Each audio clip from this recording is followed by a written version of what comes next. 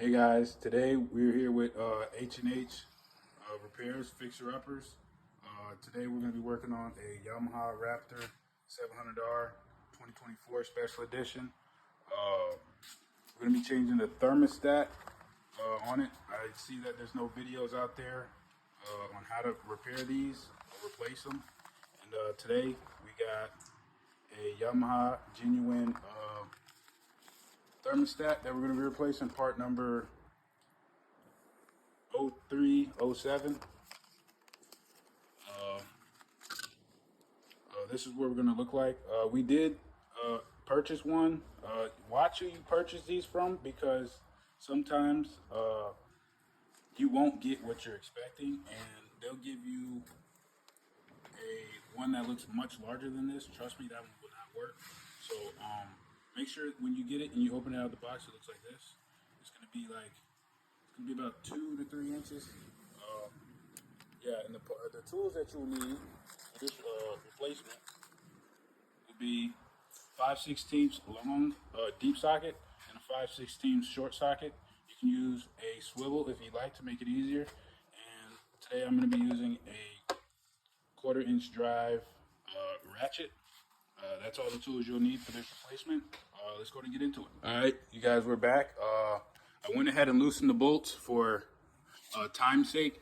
The 2 bolts will be located on the right side of the bike, towards the top of the engine. It's going to be this top bolt right here, this one right here, and this one under here. This is where I said you could use the swivel to make it easier. If you can't get, or for the top one, if you can't get a short socket on here, you can use the swivel if you like. I've already got these 2 bolts loosened. We're gonna take this off and show you what it looks like.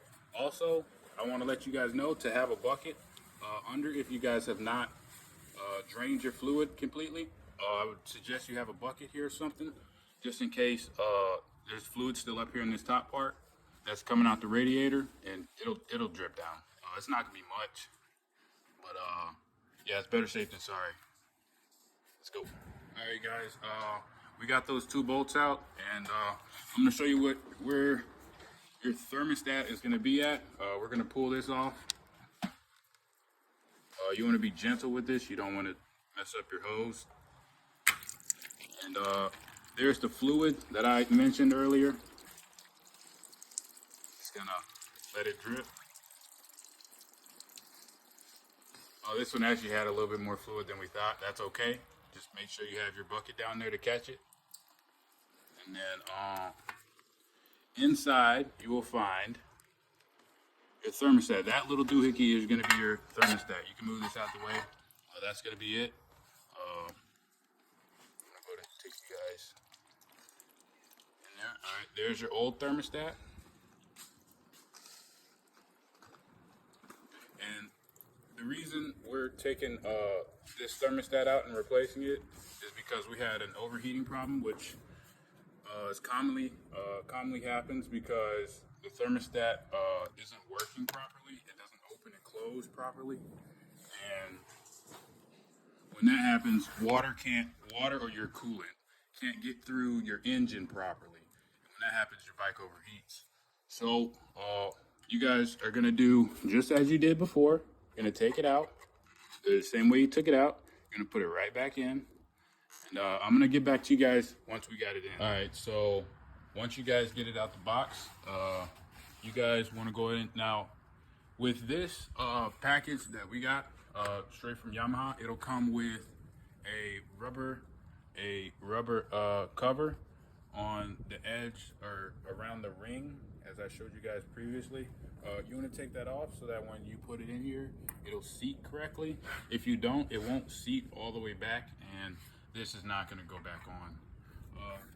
Yeah, you guys want to go ahead and take this off. This is to make sure that during packaging and shipping, these corners don't get burned. Otherwise, it'll cause a leak, and you guys get a leak, that's not going to be good.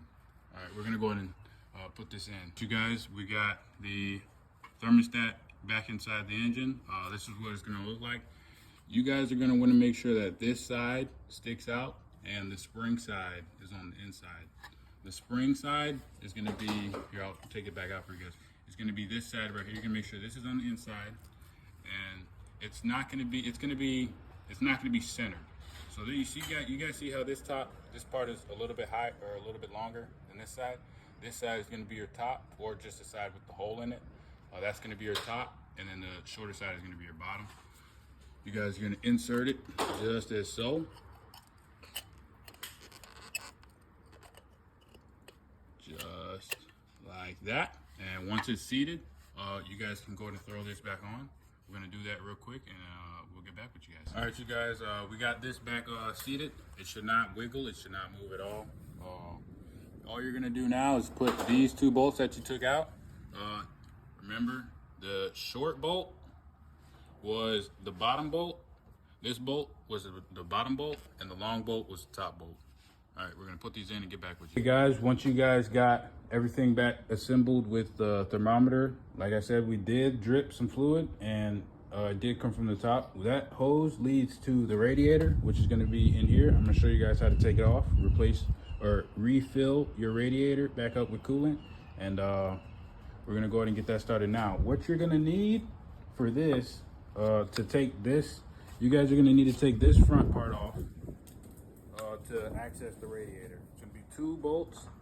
It's gonna be on either side of the top by the keyhole and the handlebars. I'm gonna be using a Allen key, 5/32, and basically what you guys are gonna do, you're gonna unscrew these, and this whole piece will come off, and I'm gonna get you guys once I got it all. All right, you guys, we got those 2 bolts out, and I want to go ahead and let you guys know, you cannot just pull this off as you would think it would come off. It looks like it just slides forward. You have to actually slide it upwards first, and then it'll come off. I'm gonna show you guys what that's gonna look like. Basically, it's just gonna slide up both sides. Make sure you get both sides. It should pop up like that, and then you're golden. All right, this is gonna be where you're gonna fill up your coolant into the top of the radiator. It's just gonna twist off clockwise or counterclockwise. I'm gonna twist it all the way, and then it'll pop off. There you go. Now when you refill it, there isn't gonna be any exact measurements. You're gonna fill it until it's right below this lip, this bottom lip, and the camera isn't gonna do it justice, but on the inside you'll see a little pocket. You just want to fill up that little pocket right there. When you can start to see the fluid, you'll be good. We're gonna go ahead and fill that up and show you what that looks like. All right, you guys, we're back. Now what we're gonna do, we did fill that reservoir up. You're gonna put that lid back on, etc. Now, don't just go ahead and start your bike up. What you want to do is you want to fill this reservoir up to the empty line. The reason we're going to fill it to the empty line is because we topped up the radiator, and when that fluid runs through the system, it's going to fill some way back up here. Now, we're going to fill it to the empty line. If it doesn't reach between the full and the empty line, you can add a little more if you'd like, but basically what you're gonna do is I've got a 50/50 pre-diluted antifreeze and coolant mix. You can use any brand you like, doesn't matter. And you're gonna fill in this reservoir. If you do not have a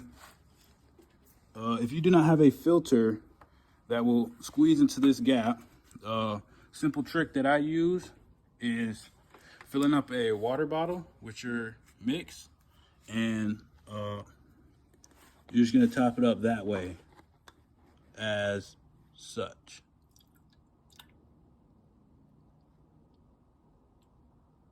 All the way up into the empty line. And once you've got that done, you can go ahead and cap this back up. Take it out for a test drive, test ride, wherever you like, let it run. Let the engine get up to operating temperature. Once that's happened, you know, and it doesn't overheat. Once that's happened, you know everything's gravy.